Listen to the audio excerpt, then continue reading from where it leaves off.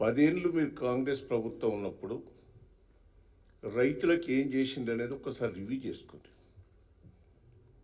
10 ఏళ్లలో టీఆర్ఎస్ ప్రభుత్వంలో రైతులు ఏ రూపంగా బాగుపడ్డారు, ఎంత సాగు పెరిగింది, రైతులకు ఎంత హ్యాపీ అయినరు, రైతుల భూముల రేట్లు ఎట్లా పెరిగినాయి, రైతుల ఆస్తులు ఎట్లా పెరిగినాయి, రైతులకు ఎంత లాభం జరిగింది అనేది రివ్యూ చేసుకోండి.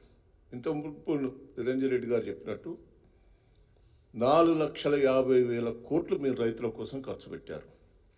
మీరు ఏం ఖర్చు పెట్టబోతున్నారు? నేను ఒకటే రిక్వెస్ట్ చేస్తున్నా, ఇలా రైతులు హ్యాపీగా ఉన్నారు, కానీ ఈ 6 నెలల లోపల ఎంత ఇబ్బంది పడుతున్నారు అనేది కూడా మీరు రివ్యూ చేసుకోండి. కాంగ్రెస్ ప్రభుత్వం వచ్చిన తర్వాత కరెంటు పోతుంది, మోటార్లు కాలిపోతాయి, స్టార్టర్లు కాలిపోతాయి, ట్రాన్స్ఫార్మర్లు కాలిపోతాయి, అల్లకొల్లలు అవుతాను కరెంటు లేక. మళ్ళీ పాత రోజులు గుర్తుకొస్తున్నాయి. ఇది వాస్తవం కాదా? చెల్లల్లో నీళ్ళు లేవు, ప్రాజెక్టులకు మెయింటెనెన్స్ ఇస్తలేవు. 6 months నుంచి మెయింటెనెన్స్ లేదు, దేవాదులు లేదు, కాళేశ్వరం లేదు, అన్ని ప్రాజెక్టులు మెయింటెనెన్స్ లేక నీళ్లు వస్తలేవు. చేతులు ఎత్తేసిండ్రు దేవాదుల వాళ్ళు.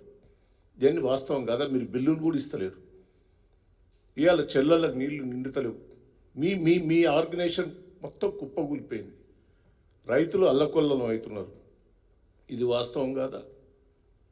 ఆ రోజు కేసీఆర్ గారు చెల్లు బాగు చేసి, చెక్ డ్యాములు కట్టి, ప్రాజెక్టులు పెంచి, 24 గంటల కరెంట్ ఇచ్చి, రైతుకు పెట్టుబడి ఇచ్చి, ఎన్నో తీర్ల ప్రతి గింజ కొన్నా. కానీ ఈరోజు మీరేదో రైతు ప్రభుత్వం అని గొప్పగా చెప్పుకుంటే సిగ్గనిపిస్తలేదా? ఈ రుణమాఫీ అన్నావు, నువ్వు 15వ తారీఖు వరకు ఏం చేస్తున్నావు? ఆగస్టు 15కు ఒకసారి రికార్డు తీసుకో. మొత్తం ఆ స్కీమ్స్ అన్నీ ఇంప్లిమెంట్ చేస్తా ఉన్నావు. నీ బోకస్ మాటలు కావా? ఆ రుణమాఫీ మీద కూడా రైతు మంది మీద ఒక షరతు పెడతావు, రుణమాఫీ మీద ఒక షరతు పెడతావు. అన్ని లింకులు పెట్టి ప్రజలను మోసం చేసే ప్రయత్నం చేయకుండ్రి.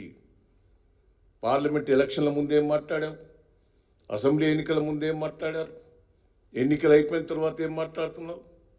దయచేసి ఇప్పుడు రైతుల పరిస్థితి ఘోరంగా ఉన్నది.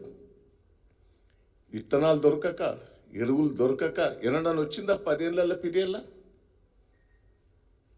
విత్తనాలు దొరకలేదని ఒక మాట వచ్చిందా? ఎరువులు దొరకలేదని ఎక్కడన్నా మాట వచ్చిందా?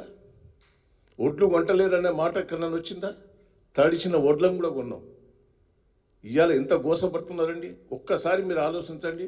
కేసీఆర్ గారు దూరదృష్టితోటి పామాయిల్ తోటలు పెట్టి సబ్సిడీలు ఇచ్చి తెలంగాణ రాష్ట్రం ప్రతి జిల్లాకు ఒక ఫ్యాక్టరీ శంకుస్థాపన చేస్తే 6 నెలల బట్టి వాళ్ళకి సబ్సిడీ లేదు.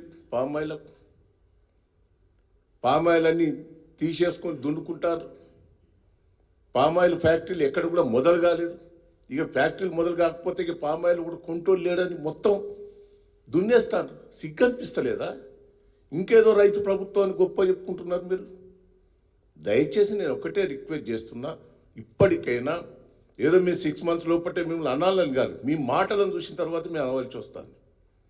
ఇప్పటికైనా మీరు రైతులకు వ్యతిరేకంగా మీరు పనిచేస్తున్నారు, రైతులు ఇబ్బంది పడుతున్నారు. నిరంజన్ రెడ్డి గారు పూర్తి లెక్కలతోటి ఆధారాలతో చెప్పారు. ఒకసారి రివ్యూ చేసుకోండి. మీరు మోసం చేసే ప్రయత్నం చేయకుండా రైతుకు పెట్టుబడి అందలే. సిగ్గనిపిస్తలేదా మీకు? టకా పడేది. 10 ఏళ్ళు రైతు బంధు ఇచ్చాడు.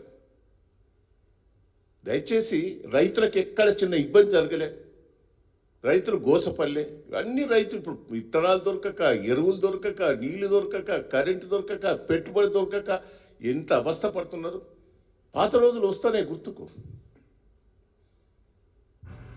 నేను రేవంత్ రెడ్డి గారిని అడుగుతా, కాంగ్రెస్ ప్రభుత్వంలో మాతో నువ్వు ధర్నా చేయలే? ఇక్కడ ఇదే ప్రెస్ మీడియా వాళ్ళు విత్తనాల కోసం ధర్నా చేసినావు, ఒడ్లు కొంటలేరని ధర్నా చేసినావు, నీళ్లు లేక వెళ్ళిపోయినావు, కరెంటు మోటార్లు కాలిపోతానే, స్టార్టర్లు కాలిపోతానే ధర్నా చేసినావు.